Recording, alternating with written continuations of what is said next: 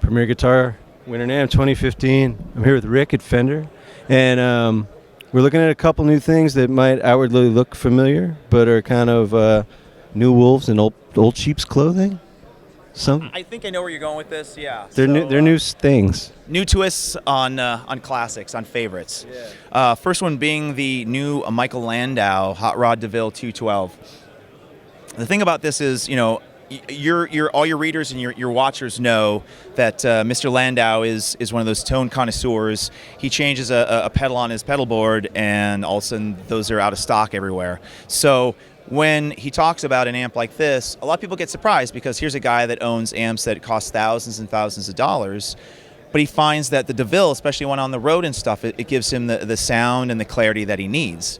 That had been his touring amp? Yes. Yeah, he's been using these for years. And so when he came to us, it was more like, I love this. Here's some things I think would be great for this. So subtle refinements, but they make all the difference. With this amp, instead of having an overdrive and distortion channel like the traditional hot rods do, what we've done is we've removed that. So now instead of having the second channel be distortion, you actually have two separate volumes. So volume 1 you can set for maybe your clean. Volume 2 you set a little louder to make certain parts happen. And then on channel 2 you actually have a boost. And that boost will bring that level up even further. So if you do a solo, you're getting a 6 decibel boost to make you cut through the mix. You want to demonstrate that for us? Sure. So here we're on channel 1. We're doing this clean right now. All right, I'm going to go to channel 2, and I've set it just a little bit louder.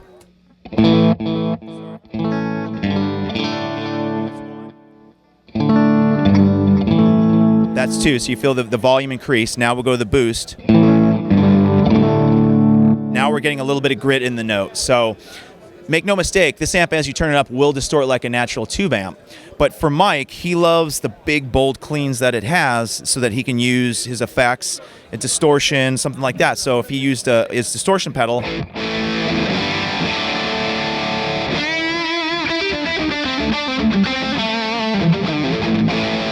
if he uses his overdrive,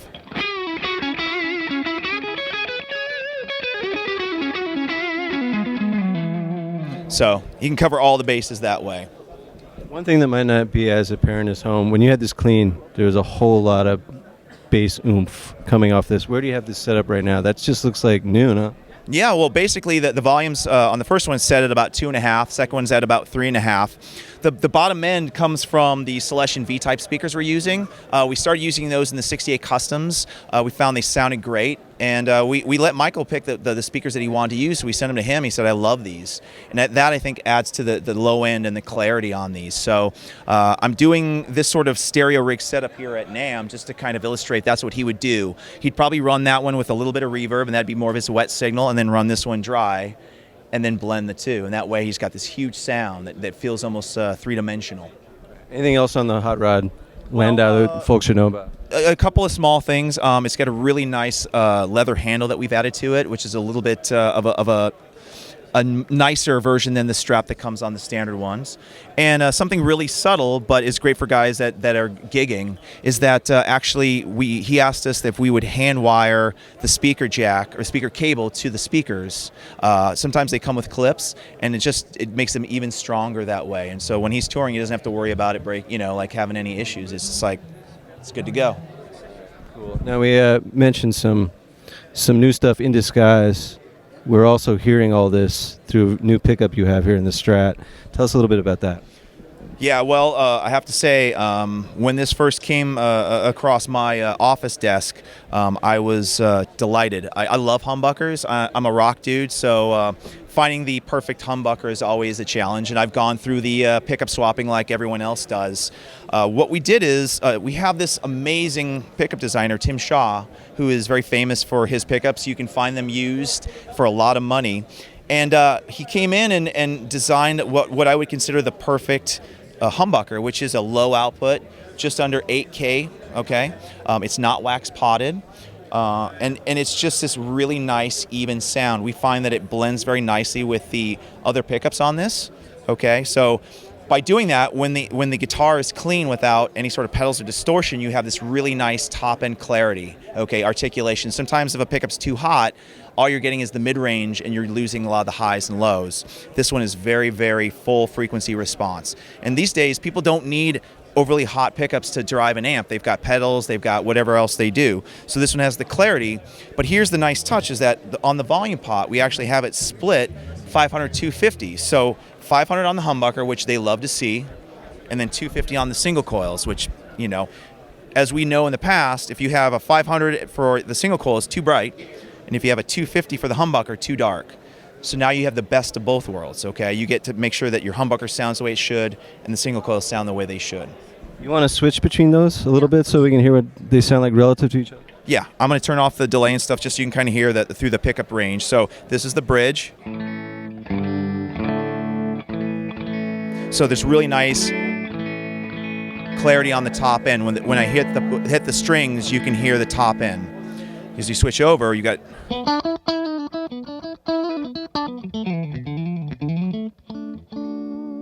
and right through. So now we're on the 250. So you get all those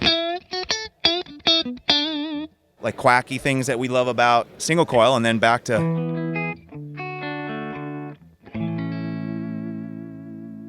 And then of course, you know, when you hit it with pedals, it sounds great too. Cool. Did you get one for yourself yet?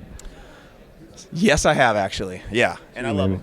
I love them. I think they sound great. Anyway, it's a nice addition to the American Standard this year. It's like, this is, you know, the premium guitar. This is really the jewel in our crown.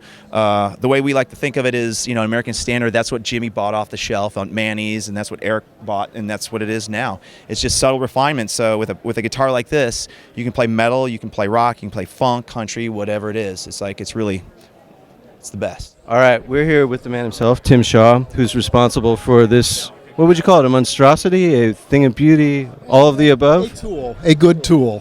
What got into you, and what were you after? Basically, I'm getting back into pickup work, which I had done for a long time previously. What I wanted to do at this point was bring back a kind of a humbucking tonality that I think has been absent for a while. So this is my take on some Gibson humbucking work that I did previously. And what I'm going for here is the breadth and airiness, the kind of chest voice that humbuckings have had in the past, but I think in a large portion have lost. Yeah. So I had a chance with Fender to do some work where I could get that back and get a really, as I joked about a good tool a minute ago, but it's a good tool. And the point is, it's a very musical thing that actually plays very well with the single coils. Mm-hmm. Now, how did... as you were developing it, what kind of challenges were involved in getting it into a Strat and a traditional Fender style guitar, and how did that influence the way you designed it or approached it, if any? Basically, it's wound and voiced toward the lower output end of the world because it's really, really easy to overpower most single coils, and this has to play well with others. Yeah. So it has to play well in this context.